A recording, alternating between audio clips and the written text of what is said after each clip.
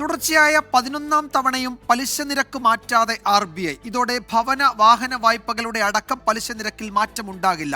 പണപ്പെരുപ്പം കൂടുന്നതും വളർച്ചാ നിരക്ക് കുറയുന്നതും ആശങ്കയാണെന്ന് RBI ഗവർണർ ശക്തികാന്ത ദാസ പറഞ്ഞു. Let me reflect upon the eventful journey of 2024. In line with the trend in the last few years, central banks were once again put to the ultimate test to stabilize their economies against continuous, colossal and complex shocks. പലിശ നിരക്കിൽ കുറവ് വരുന്നതിനായുള്ള കാത്തിരിപ്പ് ഇനിയും നീളും. മൊത്ത ആഭ്യന്തര ഉൽപാദനം അഥവാ GDP വളർച്ചയിലെ മാന്ദ്യ സൂചനകളും ഉയർന്ന പണപ്പെരുപ്പവും അനുകൂല സാഹചര്യമല്ല.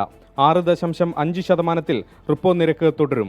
6-അംഗ സമിതിയിൽ 4:2 എന്ന ഭൂരിപക്ഷ അഭിപ്രായത്തിലാണ് തീരുമാനമുണ്ടായത്. വായ്പാ ബാധ്യതയിൽ കുറവ് പ്രതീക്ഷിച്ചവർക്ക് നിരാശ മാത്രം. അടുത്ത സാമ്പത്തിക വർഷത്തേക്കുള്ള GDP വളർച്ചാ പ്രവചനം 6.6%. 7% മുകളിൽ പ്രതീക്ഷിച്ച ഇടത്തു നിന്നാണ് ഈ കുറവ്.